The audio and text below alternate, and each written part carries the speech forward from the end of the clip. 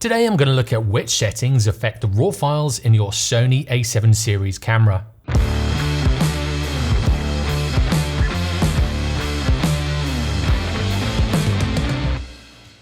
After watching Nick Page's video on how having DRO on can change your RAW files, and not in the way that you think, I had the idea to see what other settings would change your RAW files. Now obviously aperture, shutter speed and ISO do change your RAW files, but I'm not talking about these settings. I'm talking about the more specialized settings buried within those menus. Some of the settings are designed just for JPEGs.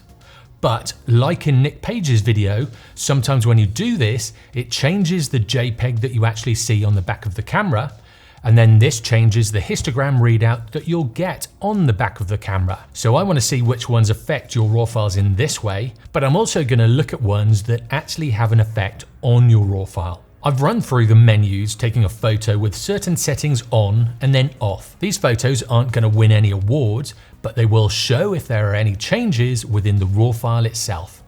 When you first import images into Lightroom, you will see all of these changes in the import preview screen, whether it's picture profiles or whether it's the creative styles. You'll see all of the colors that you had in those JPEGs. And then while they're importing, when you first look at them in Lightroom, before the program has had a chance to process them, again, you'll see all these changes. And this is because Lightroom will use the JPEG preview file that the camera has created. Once Lightroom has made its own preview, it will switch to this and it will change the image. And this is why sometimes when you go into Lightroom first and you click on that image, it will look one way, and then after a few seconds it will change. When it comes to changing the RAW file between compressed and uncompressed, I've already done a video on this. So if you haven't seen it already, click on the eye in the corner or the link in the description. Uncompressed RAW files have a lot more data in them, but I didn't see any changes with the compressed files until I really underexposed the images. And then it became clear. The uncompressed files definitely give you more latitude for editing your images afterwards. With aspect ratios, you can switch between 3:2 and 16:9, but does this crop your RAW file? The answer to this is no, it just shows you a crop on your screen. And then when you bring your image into your editing software, it will show this 16:9 crop, but when you go to the crop tool, it will still have the rest of the data there from the whole of the sensor. So it's kind of a way of working out what a 16:9 image would look on the back of your camera, but you still have that extra data that you would have in a 3:2 full sensor readout. With the Super 35mm crop mode, it does make it smaller, as it's cropping in on the file regardless of being a RAW or a JPEG. So when you use the crop mode, it gives you a 3936 by 2216 sized image, compared to the full frame 6000 by 4000 image, which is a substantial crop. This really is a setting for the A7R series of cameras with their really high megapixel count, or videographers that need a different look from the same lens. When the first versions of this full frame camera came out, there were only a few full frame lenses.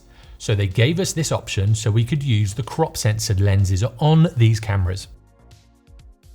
Long exposure noise reduction does change your RAW file, but only after an exposure of 1 second or longer. This can be a benefit to your really long exposures, especially in hot locations where you might be getting hot pixels which tend to increase the longer the exposure that you take. Although in saying that, it does take as long as the exposure does to process. So if you're doing a 2-minute exposure, you'll have to wait another 2 minutes before you can do anything with your camera. And this is complete lockdown. So it will say processing on the back of your camera. You won't be able to do anything with it until that time is up. I do have a few videos where I go in depth on this subject. So if you haven't seen those yet, click on the eye in the corner or the link in the description. With high ISO noise reduction, when you have just RAW files selected, this option is blanked out. So I'm guessing that it doesn't affect your RAW files. But what I've done is changed it to RAW and JPEG, and then it becomes available. So I've selected this and I've taken a couple of images, and these are the results that I've got. Because it is high ISO noise reduction, I've taken these shots at night. so I can really crank that ISO up without overexposing the shot. If I zoom in on the shot, no matter which setting I'm on, whether it's normal, low or off, there is no difference to the raw file. So this is just a setting that changes JPEGs. With these two color spaces, the camera does come set to sRGB, and most monitors and most printers are set to sRGB, so it figures to shoot in sRGB.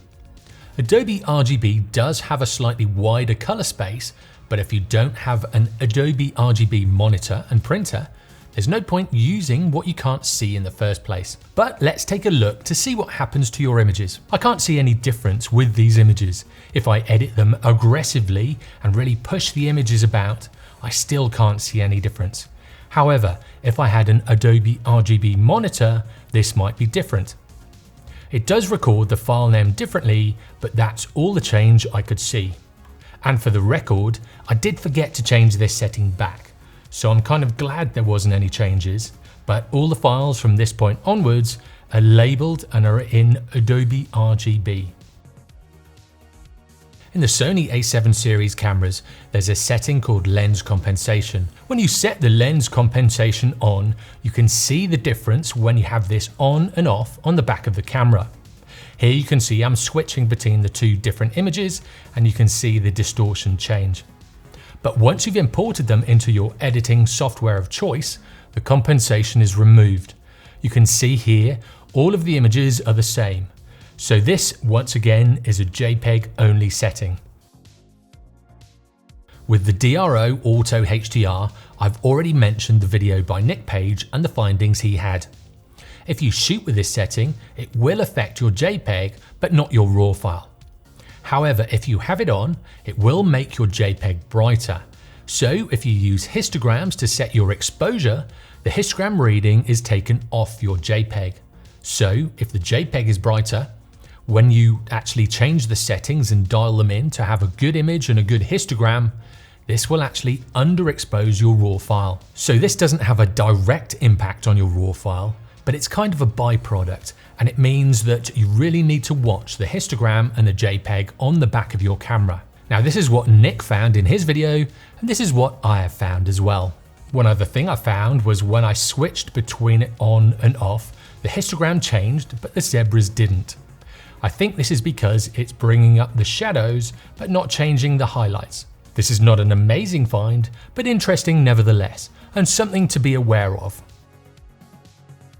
The creative styles are only accessible when you have picture profiles set to off, but they are available in RAW only settings. So I've taken a shot in each of the profiles to see if they change your RAW files. On the back of the camera, you can clearly see the difference between each style, but once brought into Lightroom, all of these disappear. So once again, they're saved in the JPEG previews, but they don't make any changes to the RAW files. On this test that I did, the sun was setting just to the right of the camera, so there was a slight change through the range. But this was due to the ambient light dropping slightly and not to do with anything that was changing in the RAW files. The picture effects aren't available when you have either RAW only or RAW and JPEG selected, so these don't affect your RAW files. And whenever you have any of these two RAW settings, they are grayed out. Now onto the thing you've all been waiting for, picture profiles. These are used by a lot of people and especially video shooters. And if you're a hybrid shooter like I am, sometimes you'll leave them on when you go and shoot stills. So it's quite important to know whether these affect your RAW files or not. I use specially made profiles by Andrew Reed over at eoshd.com, which are a paid for product, but I really like them and they save me a lot of time. And for the record, I don't know Andrew and I paid for them myself. So with those settings set in my camera, my profiles might look a little bit different to yours. With picture profiles, a lot of people say they make no changes at all to your RAW files, but let's find out. When I did this test, something really weird happened. I set the ISO to 800, the shutter speed to 1/3200 as it was the middle of the day, and the aperture to f8. And I kept these settings throughout. In keeping these settings, this would mean that when I switch it to PP7, 8 and 9, which all have base ISOs of 800, it would in theory keep the same settings and then the same exposure for the raw files. However, when I did this, the three S-Log profiles 7, 8 and 9 then underexposed by approximately 3 stops. So then I set another test where I kept all of the non-S-Log profiles to ISO 100 f8 1/400th of a second. When I got to the picture profiles 7, 8 and 9, the ISO obviously changed to 800, obviously changing the setting by 3 stops. Then I changed the shutter speed to 1/3200th of a second, in theory compensating for this 3-stop jump in the ISO. However, it did exactly the same thing as in the first set of images, underexposing profile 7, 8 and 9 by 3 stops. I then took a third set of images with the settings at ISO 100, f8 and 1/400th of a second, and then carried on shooting through the picture profiles, starting with picture profile off and then 1 through 10. I let the ISO jump up to 800 and just carried on shooting with these settings. What I got was a group of raw files with subtle changes, but no major changes like in the first 2 sets of images. It's almost as if the camera is compensating internally for this 3-stop change when shooting in RAW. But the weird thing is, it's still keeping the EXIF data at what I set it at. So I've got an image with ISO 100, and then I've got an image right next to it with ISO 800. Both of the other settings are the same. I'm not doing anything else to that image, but the images look almost identical. There are subtle changes in these RAW files, but they look pretty much the same when it comes to exposure. And I've got to be honest, this has really confused me, and I don't understand why it's doing it. Now I know picture profiles are meant to be for video, but as a hybrid shooter I sometimes leave them on by mistake, especially when I'm in a rush or I'm shooting stills and video on the same shoot. After a bit more research, I found that Gerald Undone has done a similar test with just the picture profiles, and found these small changes I can see in the raw files that I have. But he didn't get the massive changes that I got when I kept the settings all the same. Now if you can see what I'm doing wrong, comment below. And Gerald, if you're watching, can you work out what I'm doing wrong? And by the way, keep up the fantastic work. I always enjoy watching your tutorials and videos. And if you don't know who Gerald is, stop watching now and go and subscribe to his channel. I've linked it in the eye in the corner and the link in the description. He's got so much knowledge on cameras and he does so much research and tests. Anyway, as I've already said, if you do know what's going on, let me know in the comments below. And if you fancy doing this test yourself, let me know if you get the same results or if you get different results. So in flicking through these images, I can see subtle changes in each of the profiles when I look at this third set of images that I took. So if you do shoot in RAW and you do from time to time use your picture profiles, what you need to do is make sure they're turned off. Otherwise you'll get inconsistencies in your RAW files. So in conclusion, when shooting RAW, make sure you're not in any of the picture profiles. You're in uncompressed RAW if you're going to do any heavy editing, and you're not cropped in with a Super 35mm mode.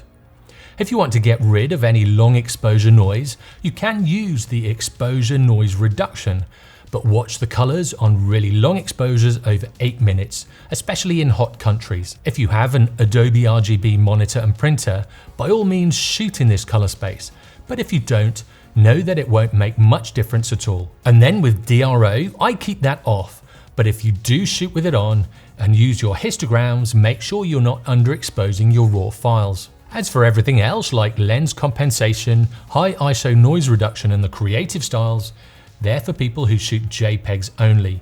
Or if you shoot in RAW and JPEGs, they'll only affect your JPEGs. Now what do you think to the tests that I've done? Did you get a similar result or did you get something completely different? If you did, let me know in the comments below. And if you like this video, take a look at my compressed and uncompressed video here. The results are quite surprising.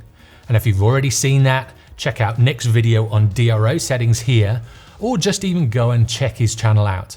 He's a super cool dude and a really good photographer. Thanks for watching, and I'll see you next time.